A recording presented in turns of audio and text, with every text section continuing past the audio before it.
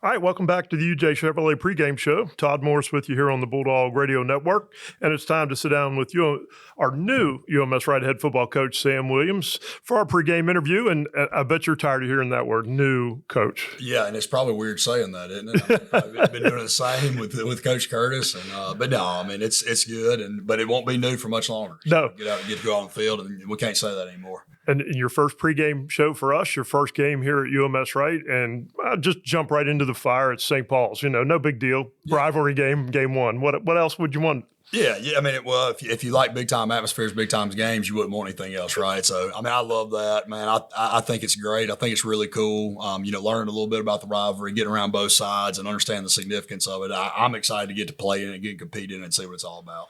So you're new to South Alabama, really, to UMS-Wright. You come to us from Jackson, Mississippi. Tell everybody a little bit about your history as a coach, just real quick, how you got to UMS. Yeah, I mean, I think we've talked about it so many times. It was just such a we don't have enough time to go through it. Yeah.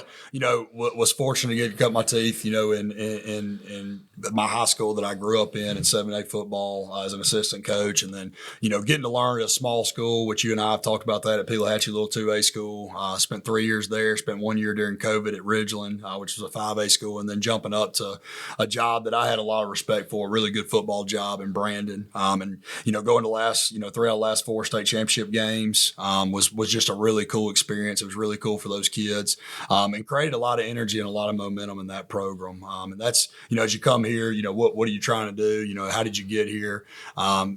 God brought me here. And, I've always been a big believer in, be where your feet are and work hard and do a good job and leave things better than you found it. And, the energy of the kids right now, the belief they have, I think it speaks for itself, for why I'm here.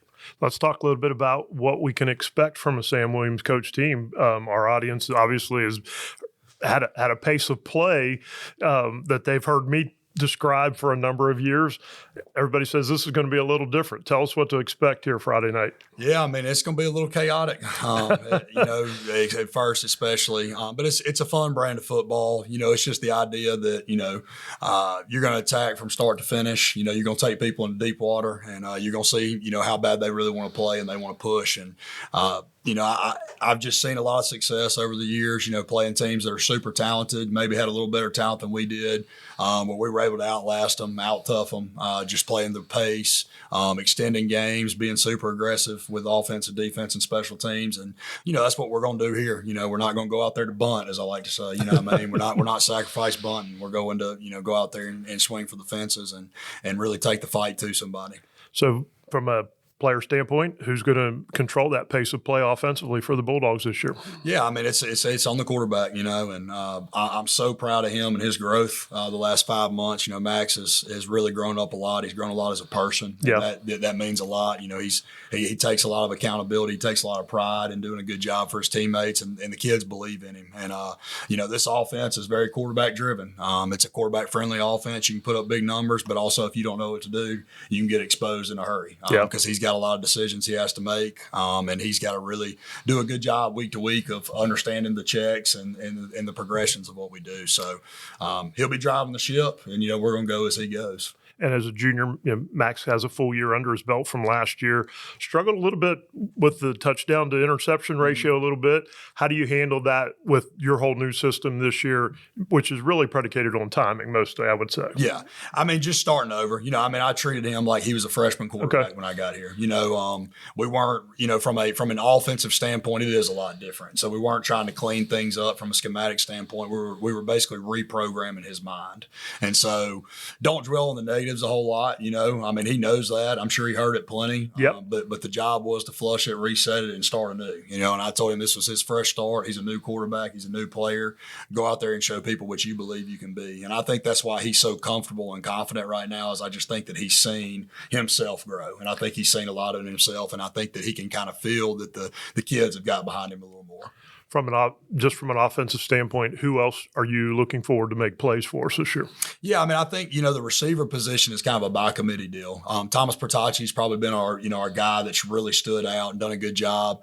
You've had two guys that have really surprised me. It's been Ty Mabry and John Block. They've really grown up a lot. Ty's made a lot of big catches. John was kind of our go-to outside guy in the summer. And then T. Davidson, Dean Wade, and Hayes Harville kind of round out that six-man rotation. Yeah. All of them have to make plays because when you progression read things, they have to all get open. You don't take routes off. And then in the backfield by committee, you're gonna see 4 to 5 guys rotate throughout the year.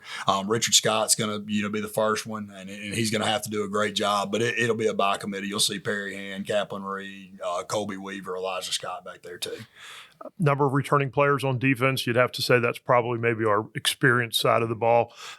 New defense coordinator over there in Brett West. Tell us a little bit about what we can expect from the defense. Yeah, I've been so excited to watch them just because I think, Coach West and I are kind of a great match. I mean, it's a very aggressive brand over there.